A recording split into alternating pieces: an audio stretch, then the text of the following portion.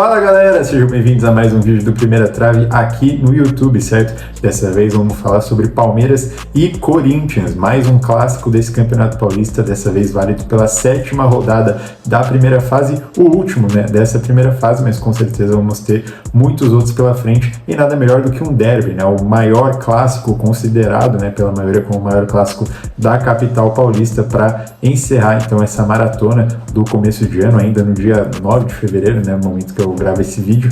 mas já tivemos bastante clássico e muita história para contar nessa competição nos estaduais como um todo até aqui, e vamos analisar então como é que foram as nuances, como é que foram os cenários dessa partida, o que levou a cada um desses cenários do ponto de vista tático, técnico e por aí vai. Antes pedir para você não se esquecer de se inscrever no canal, deixar seu like no vídeo que ajuda bastante o conteúdo por aqui, compartilhar o vídeo com aquele seu amigo que gosta de uma boa análise tática e também, claro, deixar nos comentários o que você achou da partida e qual foi a sua interpretação de mais esse duelo, tá falado? Sem mais delongas, vamos aqui pro nosso campinho então para mostrar, antes de mais nada, como foram as escalações das duas equipes, começando pelo Corinthians do lado esquerdo da sua tela com Hugo Souza no gol, quarteto defensivo formado por Mateuzinho, Gabriel Paulista, Gustavo Henrique e Matheus Bidu, o Gabriel Paulista como novidade, né, aparecendo e ganhando posição de forma muito rápida, deixando o André Ramalho no banco. A gente não sabe ainda se vai ser algo definitivo, mas a tendência pelos desempenhos e pelo que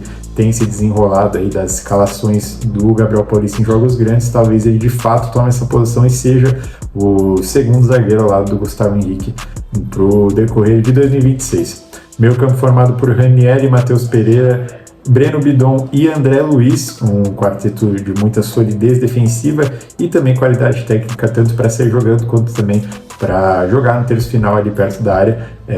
isso sobre o André Luiz e o Breno Bidon. E a dupla de ataque formada por Yuri Alberto e Memphis Depay, como a gente já está acostumado a ver. Pelo lado do Palmeiras, de Abel Ferreira, do lado direito da sua tela, temos Carlos Miguel no gol, também o quarteto defensivo, agora com Kelvin, Gustavo Gomes, Murilo e Piquerez, Bruno Fux mais uma vez no banco, Murilo formando essa dupla com o Gomes. Então, dupla de volantes Marlon Freitas e Andrés Pereira, curiosamente como tem sido e como tende a ser no decorrer da temporada, sem um primeiro volante de ofício pelo menos, o Marlon Freitas fazendo essa função de camisa 5 nesse primeiro momento, e lá na frente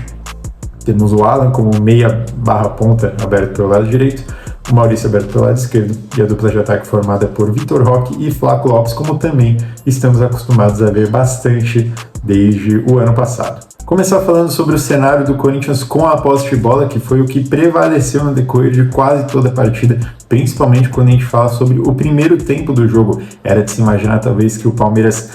dominasse a posse de bola, mesmo que fosse trocando passe ali atrás, sofrendo uma pressão do Corinthians, mas não. O Corinthians não só pressionou lá em cima, como também recuperou muitas bolas e tomou conta das ações do jogo, como eu falei, principalmente do decorrer da primeira etapa. Então a gente tem, como sempre, essa dupla de zagueiros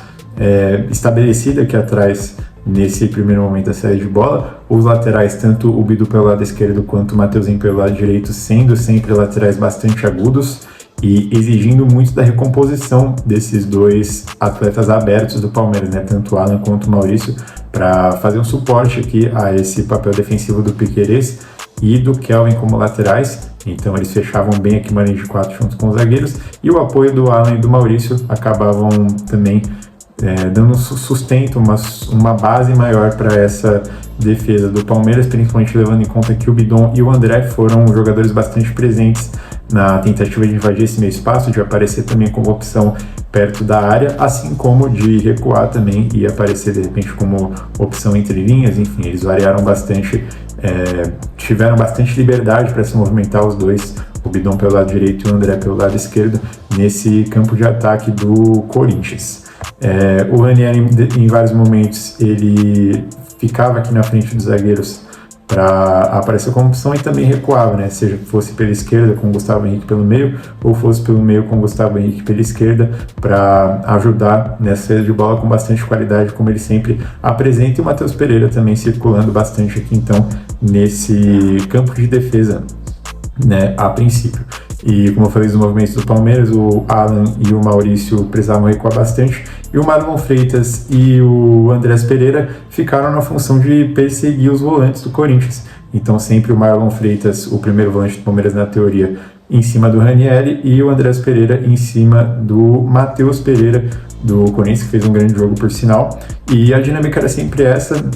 os jogadores do Corinthians trocando passes aqui para tentar achar brechas na defesa do Palmeiras no decorrer da saída de bola, e o Breno Bidon e o André Luiz aparecendo com opções, principalmente o André.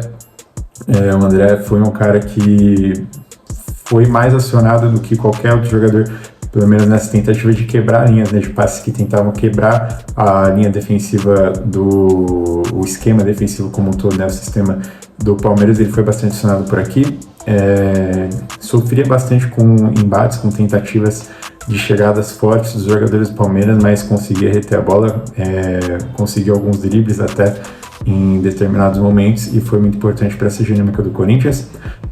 Entre o Memphis Depay e o Roberto, eles sempre fazem essa dinâmica, né, de ser uma dupla de ataque bastante móvel, normalmente com o Memphis sendo o cara que mais sai da referência, e o Roberto o cara que fica mais fixo por aqui, mas não necessariamente também muito fixo, se movimentando, tentando puxar a marcação e invadir nas costas, mas o Memphis aparecendo então mais do que o Yuri como uma espécie de meio, uma espécie de segundo atacante por aqui. Foi de fato o que aconteceu. O próprio André, como eu falei, tentava invadir esse meio espaço e ocupava a marcação do Gustavo Gomes pelo meio nos momentos que o Memphis Depay saía dessa referência, e aí o Memphis acabava puxando a marcação do Kelvin, que era alguém mais frágil, né, nesse embate físico, nesse embate individual, no 1 contra 1, então o Memphis conseguiu vencer muitos duelos diante do Kelvin, mas tecnicamente não fez uma grande partida, e isso não só pelo pênalti perdido, obviamente, mas o jogo no geral do Memphis Depay contou com muitos erros técnicos que prejudicaram a sequência das jogadas do Corinthians, por mais que tivesse esse controle do jogo, principalmente no primeiro tempo, tivesse esse domínio por vários minutos, os erros técnicos dele, né, na execução, no último passe, em tomadas de decisão, por aí vai, interromperam muitas tentativas de ataque do Corinthians, mas a dinâmica na teoria foi essa, e funcionou muito bem, pelo menos do ponto de vista tático, daquilo que o Dorival pretendia para a equipe. Já quanto ao momento do Corinthians sem a posse de bola, a estratégia defensiva do time de Dorival Júnior foi um pouquinho diferente daquela que o Palmeiras tentou aplicar para cima do time mandante. No primeiro momento, a princípio, ficava essa linha de 4 defensores estabelecida aqui na saída de bola.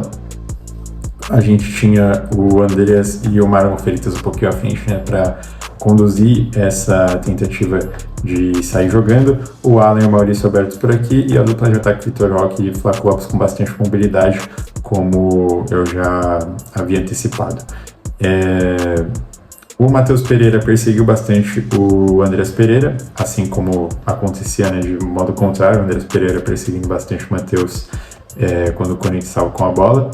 Mas quanto ao Marlon Freitas, acontecia uma dinâmica um pouquinho diferente.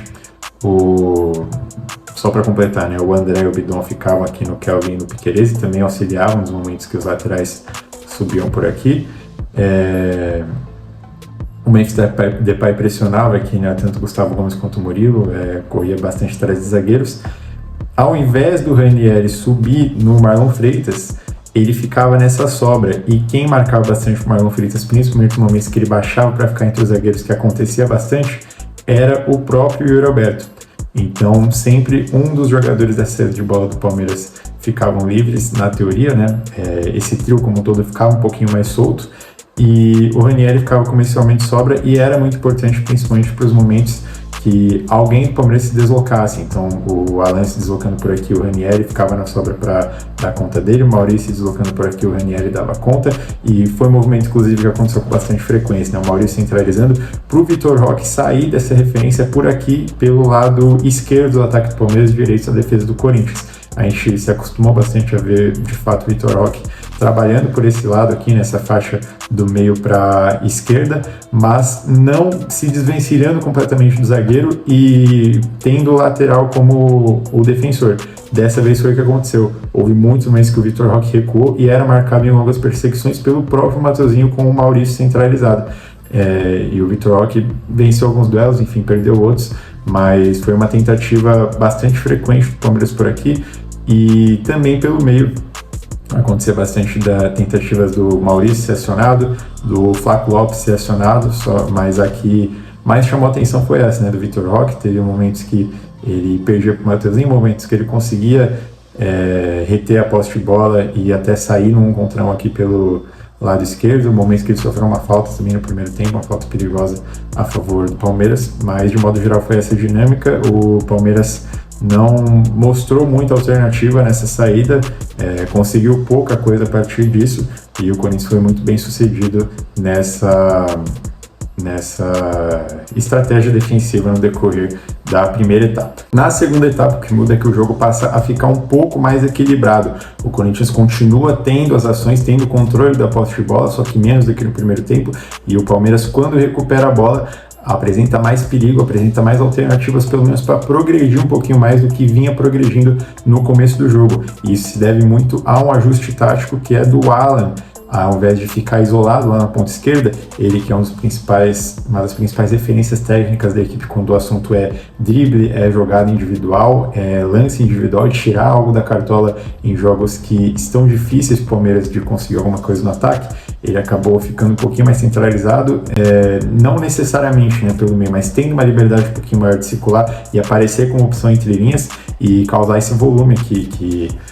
tinha, além do Marlon Freitas e do Andreas Pereira, o Marlon Freitas se recuando por aqui, e além dos atacantes também, quando eles saíam da referência e desciam do Maurício, também tinha o Alan para facilitar esse saída de bola. Então, mesmo quando o Palmeiras quisesse sair pelo meio com, por exemplo, o Marlon Freitas, e essa presença forte do Alan por aqui ocupou bastante o Ranieri e permitiu que o Kelvin avançasse por esse lado e encontrasse o Matheus Bidu sozinho,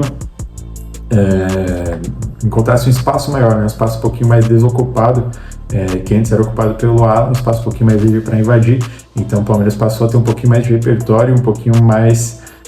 um meio campo um pouquinho mais povoado para conseguir sair jogando. Ainda antes do gol, tem duas substituições que mexem bastante na dinâmica da partida, que é, primeiro pelo lado do Palmeiras, a saída do Vitor Roque para a entrada do Luigi, e aí o Luigi passa a ser de fato um jogador de referência no ataque, com o Maurício voltando a jogar aberto por esse lado esquerdo, e já no Corinthians a saída do Matheus Pereira para a entrada do Rodrigo Garro. E essa mudança acontece no momento, como eu falei, que o Palmeiras começava a dar sinais de que conseguiria progredir um pouquinho mais em campo, estava com o meio campo um pouquinho mais povoado, e é uma decisão de risco do Dorival Júnior, né? Você tira um jogador com maior capacidade de contenção, com maior capacidade de dar conta dos duelos físicos, e coloca o Rodrigo Garro, que por mais que não seja também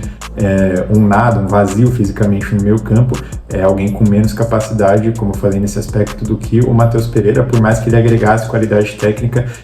na minha interpretação, pelo menos não foi muito ideal para o Dorival correr esse risco, tirar essa força do meio campo para colocar o Rodrigo Garro e tentar alguma coisa da parte técnica. Poderia ter dado certo, claro, se o Corinthians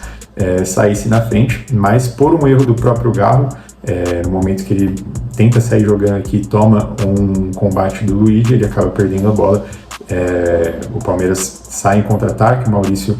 sai na frente dos meio-campistas, tem espaço para finalizar, e o Flaco Lopes acaba pegando o rebote aqui. O Gustavo Henrique não conseguiu acompanhar o rebote do Flaco e o Palmeiras acaba abrindo o placar. E no meu ponto de vista, muito por conta dessa decisão arriscada que acabou não dando certo do Dorival Júnior. O gol do Flaco Lopes sai já na reta final da partida, e depois disso algumas substituições ali do Palmeiras recuando, do Corinthians tentando partir para cima, mas que fundamentalmente, né, substancialmente, não mudam muito a alta do dólar, não mudam muito o que acabou sendo a partida. O Palmeiras fazendo bastante cera, enfim, furando a bola, né, por assim dizer, como diria o outro, e o Corinthians tentando, enfim, correr quando tem parte para cima, mas sem uma estratégia muito bem definida, né, mais no abafa também, como diria o outro, que qualquer coisa. Então, esse foi o desenrolar da partida. Como eu falei, no resumo, o Corinthians jogou melhor, fez um jogo melhor, fez um jogo mais consistente dentro daquilo que se propôs a oferecer em campo do ponto de vista tático,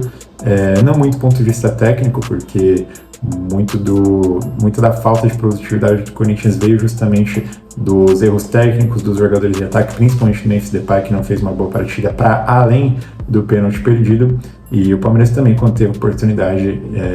de sair jogando e de sair em contra-ataque, contou com alguns erros técnicos de seus respectivos jogadores, mas acabou sendo feliz ali